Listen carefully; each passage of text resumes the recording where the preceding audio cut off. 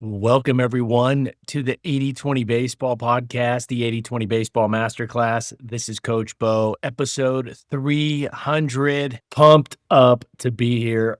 300 episodes in, and there's no sign of slowing down. For our 300th episode today, we're staying with the theme of three. We're going to do a 3x3, three topics with three key pieces of information, tips for each topic. Before we dive into that, big shout out to all the loyal listeners that have been here since the start, and a big shout out to all of you new listeners that have recently discovered this podcast. It is awesome to have all of you here. Those listeners that have been with us since the start or since the beginning, it's been really great getting to know a lot of you via your emails, your correspondence, your questions, sharing those success stories you've had. That has been an absolute blast. The goal moving forward for this podcast is to continue to improve, to build upon what we've already discussed, to optimize it, to continue to iterate, and so we can optimize this podcast for all of you great youth baseball coaches. This podcast is going to keep rolling. It's going to keep getting better. I feel very strongly that episodes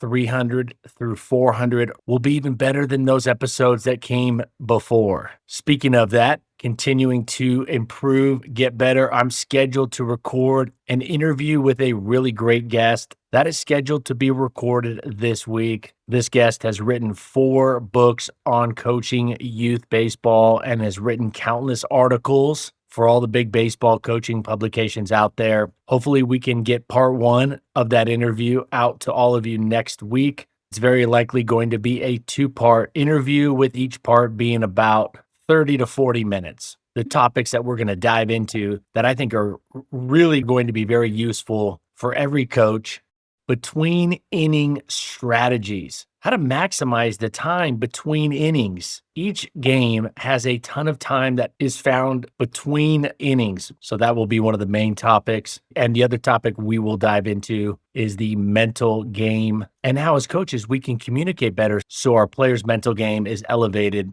All right, in today's episode, we will discuss a 3-step formula for approaching drills that you already use. Part 2, we will discuss a 3-step process for successfully handling all parents' complaints and concerns. And in part 3, I mentioned that I was going to bring this to you about a month ago. Coach Brad Neffendorf, head coach at LSU Shreveport, they recently completed a 59-0 season. I mentioned about a month ago I was going to dig in and find out what are some things they might have done with more emphasis, and what are some things that they think, or Coach Neffendorf in this case thinks, brought about a lot of that success that led to a perfect 59-0 season. That's insane, 59-0. So I'm going to share out the 3 things that I found Coach Neffendorf say. So this is straight from the horse's mouth. The 3 things that really stood out that he thinks had a massive impact on his success. And these are 3 things, of course, that are applicable to youth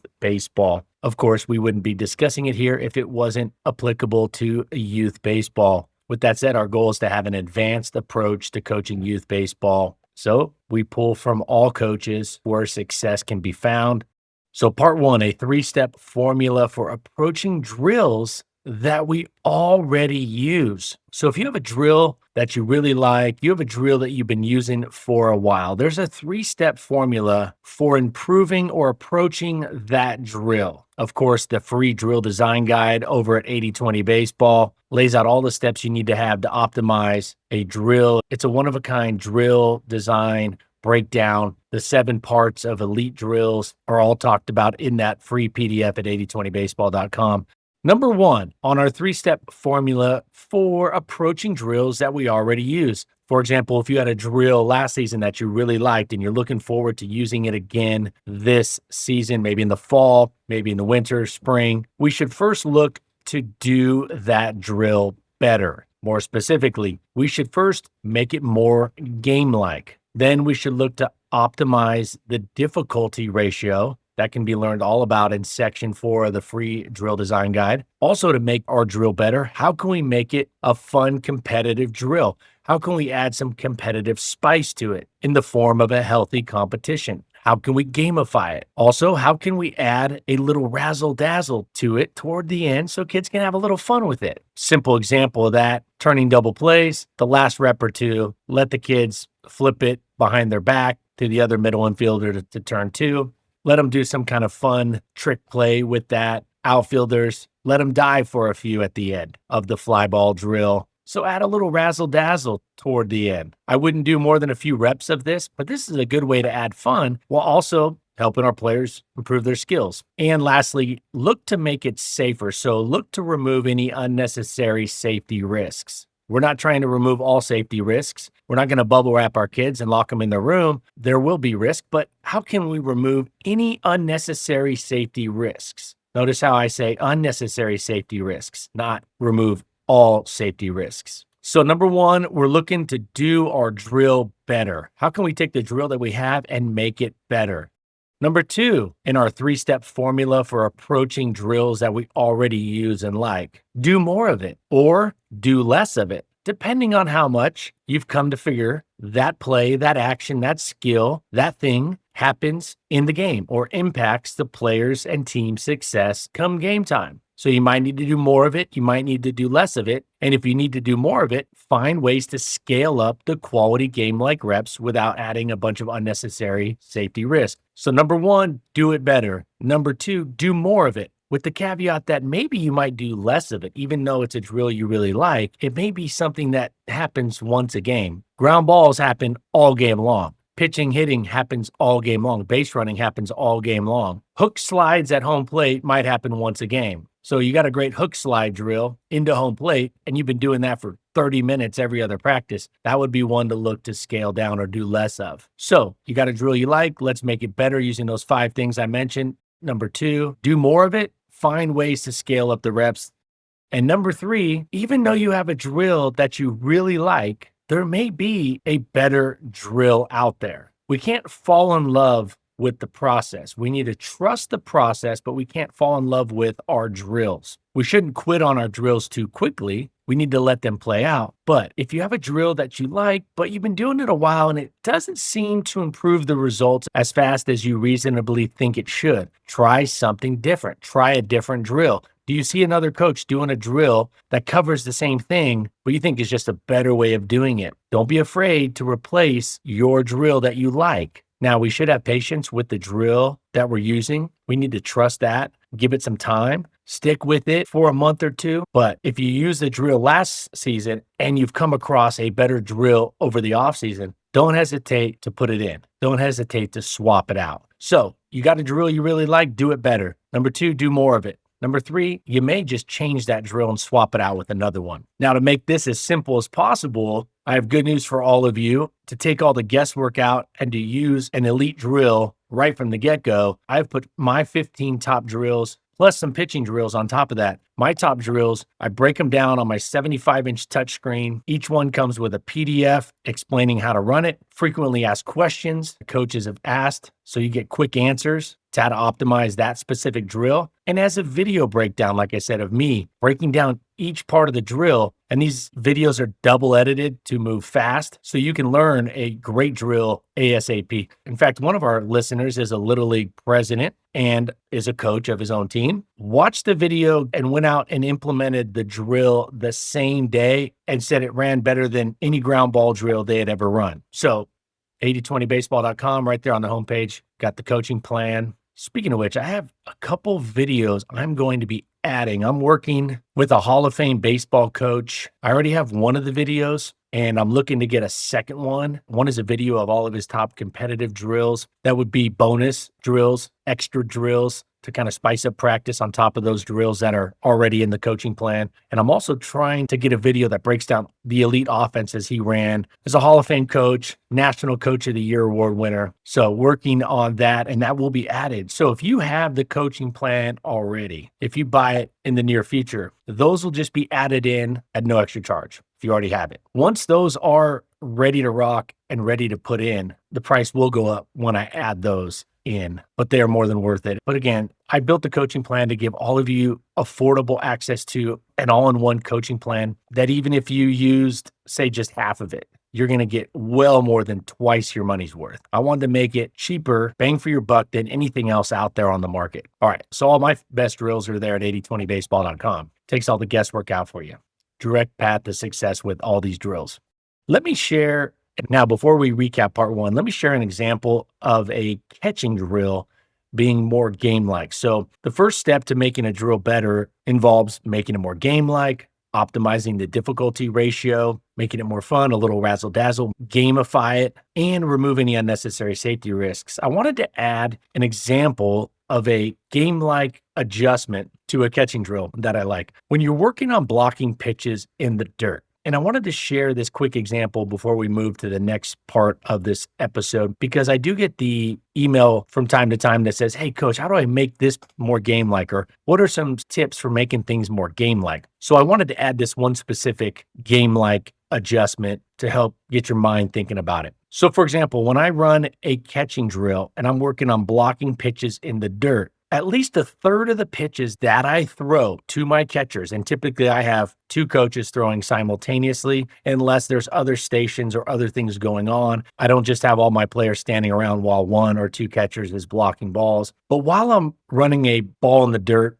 blocking pitches drill with my catchers, at least a third of the pitches should be strikes or pitches that don't bounce, preferably high fastballs. Now, for younger levels, that's neither here nor there because every pitch is really just a fastball. But I avoid patterns. I randomize the pitches, making it game-like. Now, I even take my catching drill to another level with kids that are 11U through 14U, and I throw breaking balls without telling them breaking ball's coming. Now, in a game, they're going to know what pitch is coming because they called the pitch, but I make it even harder for those catchers by not even telling them that I'm throwing a breaking ball. So avoid patterns. Randomize how often you bounce the pitch. I watch a lot of videos of blocking drills, and the coach is literally just bouncing the ball every single time. And so the catcher just automatically drops the block, blocks. That's not how the game works. The catcher has no idea if the pitch is going to bounce or not until it's about halfway to the plate or even closer. But when we run a drill where every pitch is bouncing, that takes out the element of reaction, the reaction element, which is half the battle when it comes to catching and blocking balls in the dirt. The quick reaction, the quick read of that pitch bounce and where it bounces.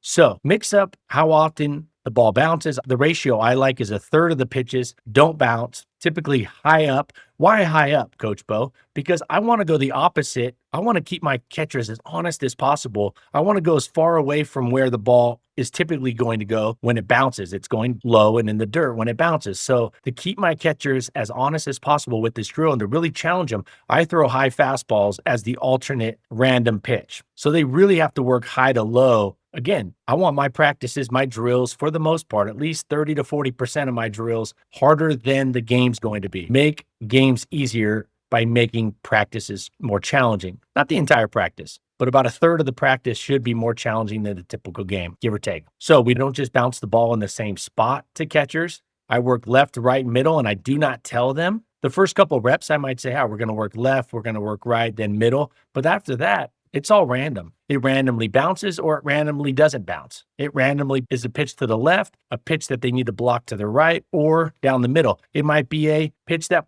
bounces way out in front of them. It may be a pitch that bounces very close to them, just like it's going to happen in a game. I am not worried about the success rate being super high in this drill. I'm concerned with challenging the catchers and seeing that they're getting better and better as we move through the drill, and at least each time we do the drill. And I trust that it's going to lead to more success in the game. All right, so a 3-step formula for approaching drills that we already use. Number 1, do it better. Make it more game-like. Optimize the difficulty ratio. Make it a healthy competition. Gamify it. Add more fun to it. Some razzle-dazzle toward the end. Maybe a rep or two at the end. Let the kids have some fun. Let them fling it behind their back. And number 5, we're looking to reduce any unnecessary safety risks. The second part of our 3-step formula is do more of it. Do more of it. If you have a drill you like, find ways to scale up the quality game-like reps. There is a caveat to this. We may want to do less of the drill if after we've stepped back at the end of a season and say, hey, we really practice this drill a lot, but it only impacts a play or two like this in the game, or it only happens every third game. We want to back off how much we use that drill. But as long as we're allocating our practice time appropriately, we're looking to scale up the amount of quality reps we can get done within the specific time we've already allocated for that drill. So in the past, if you've used 20 minutes or 30 minutes, let's just say 20 minutes for that drill, find a way to get more quality game-like reps in that 20 minutes than you ever have before. The third step in the mindset that we should have when we're approaching drills that we already use is that we should be open to changing the drill, swapping it out. I'm not a big fan of adding more drills. I don't like stacking a bunch of drills at the youth baseball level for the same skill, for the same thing. Almost always I'll swap it out just because our time is so short and there's very little of it. But don't be afraid to swap it out if you find a drill that's markedly better than the one you're currently using. All right, so that's a 3-step formula for approaching drills that we're already using. All right, part 2 of the podcast, a 3-step process for successfully handling all parents' complaints and concerns. Number 1, make sure that the parent feels completely heard. This could be through a discussion, and it may take 10 or 15 minutes of them just talking and venting so they feel completely heard.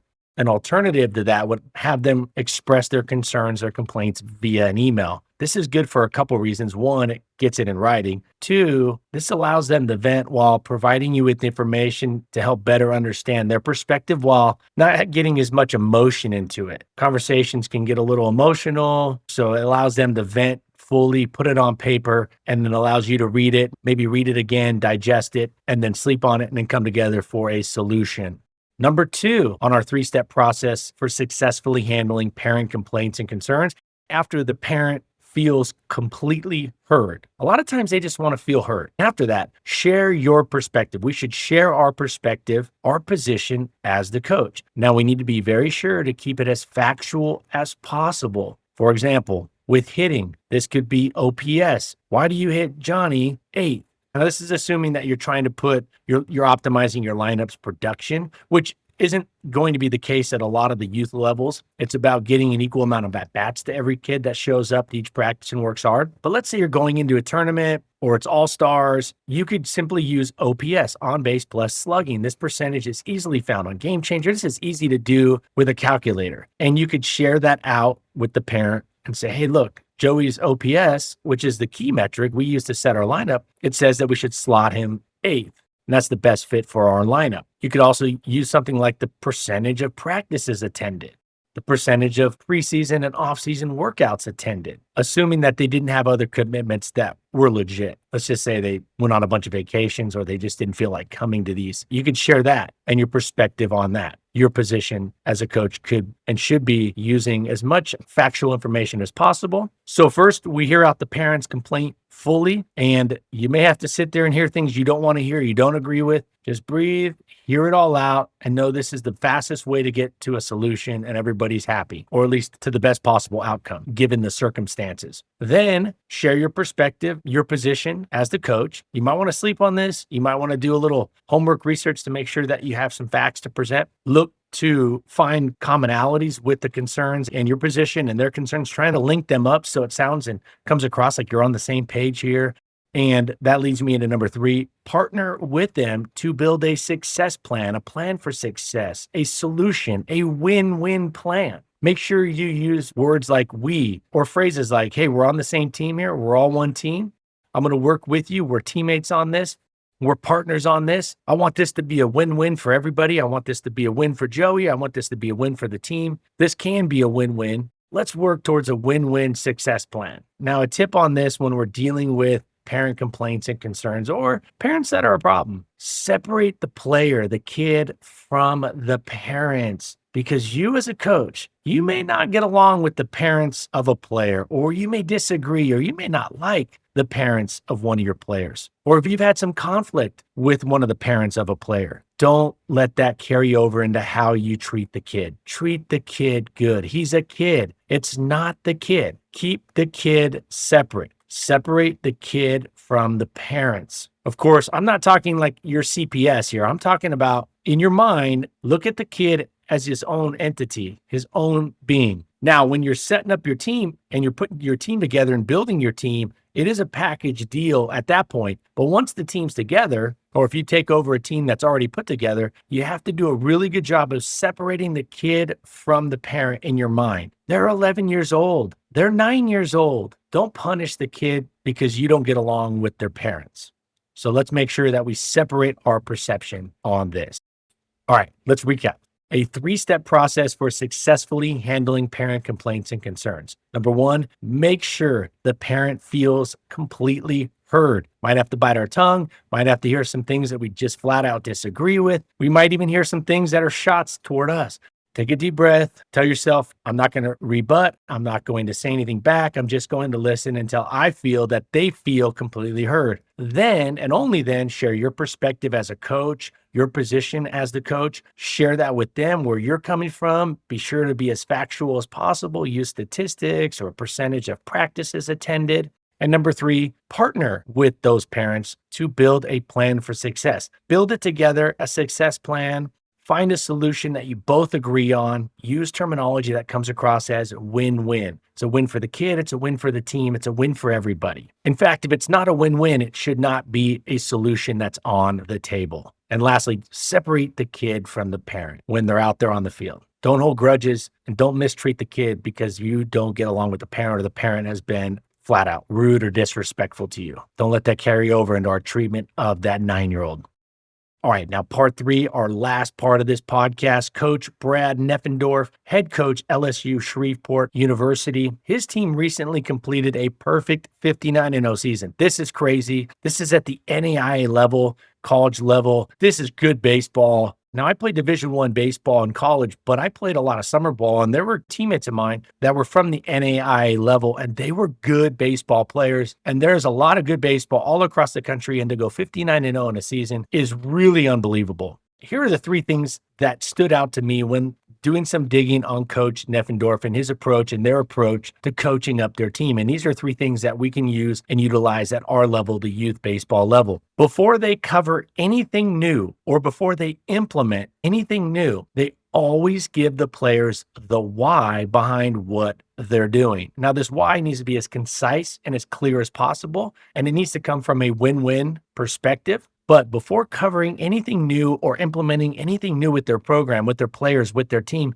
they give the why behind why they're doing it. The second thing that stood out that they do a little bit better or better than your typical program. Coach Neffendorf said that he made a big commitment to not feeling the need to correct players and critique them after every mistake.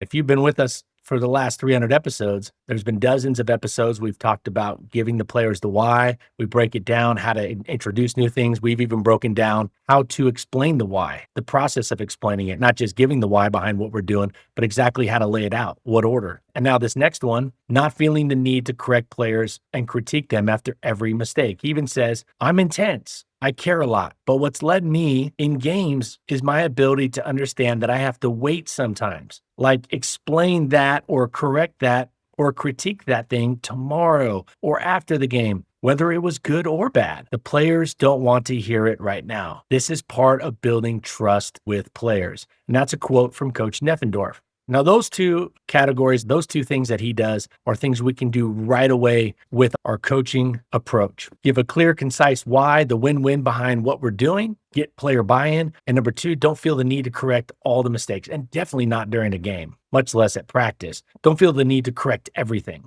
Be calculated with your corrections. Also, praise out loud, critique quietly or as quietly as possible. Now, the third takeaway I got from Coach Neffendorf has to do with pitching, and I'll combine 2 pitching things that I thought were interesting. If you're at a level where you're calling pitches or your pitchers throw more than one pitch, he has found a lot of success. His program found a lot of success this last season with working 2 coaches together to call pitches, kind of a check and balance. So him and his pitching coach would sit next to each other with their charts, with the hitter's information, dissecting a situation, and they would work together to call the game. They would bounce ideas off each other. I actually did this about 10 years ago. In fact, we did it all the way through a season that was a championship type of season. A team I was coaching made it all the way to the Southern California championship game. I worked with a co-pitching coach. We worked together to call, and we would, from time to time, check and balance each other. And I really like that because if you can get on the same page and keep it fluid and amicable, this can be very advantageous. So he would bounce ideas off the other pitching coach quickly, of course, because we need to keep the flow of the game going. And I'll talk about that in the second part that he likes from his pitchers. But this can be really good. Coach Neffendorf